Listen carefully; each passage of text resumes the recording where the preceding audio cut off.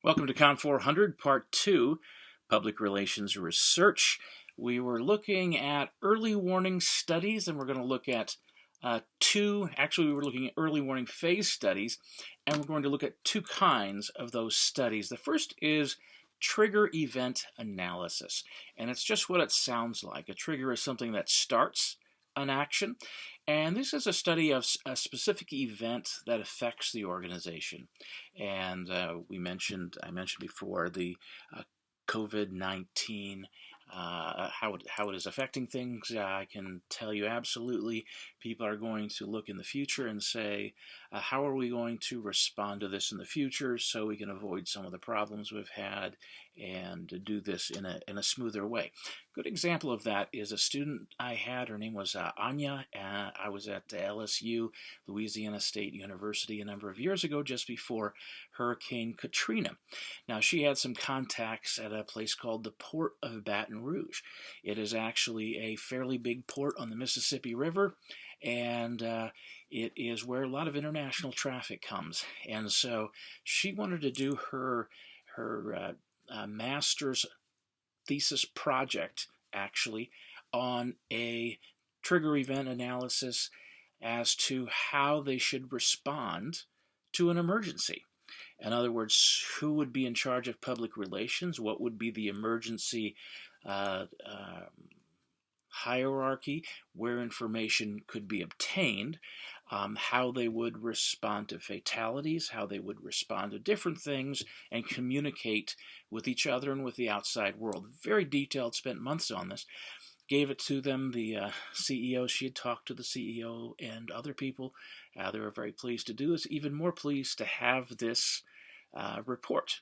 The very next year, 12 months later, give or take a few months, 12 months later, Hurricane Katrina struck, and with everything that was happening, I never got a chance to see how that was implemented, but I'm pretty sure they had a plan of what to do because of the precursor study, or not the precursor, the trigger event analysis that Anya had done.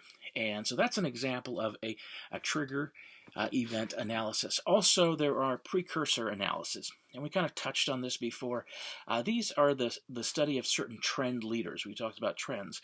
Often trend leaders are followed. Now, I don't know if there are businesses in Chicago, restaurants, that when they try something, then everybody does it. That would be studying a trend leader in Chicago, or in even in central Illinois. I'm not sure what that would be. Maybe those who started to use Grubhub, and maybe others copied that.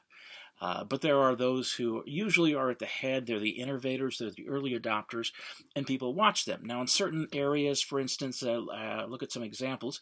One example would be Florida. Generally takes the lead in health concerns. You have a lot of elderly there, very concerned about their health. So usually Florida is way ahead. With this whole COVID-19, they have been way behind it. Usually in legislation, however, typically they've been ahead. California is another example. Usually leads in insurance concerns. If something is going to happen, people will look and see what California has done. Also in some environmental things as well. But very often you'll see things like in a small print, it will say, this applies to everywhere but California. And that's because there's probably been some legislation there that they're wary about. So a third example would be Japan. And in the past, and to some extent now, they really led a revolution in management, how to manage big companies. They had a different style than others had been using, and so what they were doing has been a place to look. And those places change, but we have different places where people watch to see how trends are going to go. The idea that as this place goes, so goes the world. And that's what trend analysis is. I mentioned Megatrends, and Megatrends the book was a precursor analysis study. The second phase of environmental monitoring consists of Tracking public opinion on major issues. This used to be done a lot in presidential politics. The time it changed, and it was always considered that all politicians would have polls and take a look and kind of test the water. This changed with President Trump. And I thought when he did the election, and he was the first politician not to use polls, and some people liked that and some people didn't like that. I just found it was interesting. I thought he's going to find out polls are very helpful, and he's going to start using them. Up until this, 3 years later, he still is not heavily relying on polls, which is interesting. And used to be that some politicians wouldn't say anything until they had seen a poll. Bill Clinton was considered very poll influenced at the time. The kinds of tracking studies are often a longitudinal or cross-sectional study. Now, a longitudinal study is one that takes over time, so you'd have an initial study, and then you might have another study a couple months later with the same people, and keep doing that to kind of find out how people are changing, if it's the same people that are making the changes. I kind of lost my place there. Cross-sectional we were talking about. A cross-sectional study is one where you take many different groups of people. So you might say, how are people adapting to the current situation of some places are closing down? And you would want a cross-section. Maybe you would have people who are well off, we would say, and maybe that's not affecting them. Maybe they are sheltering in place in a vacation home, and other people maybe they may be sleeping at their business where they're working, and so you would want a cross section to get different ideas of how it's affecting different people. Getting one group of people, we can't assume that that's going to affect everybody.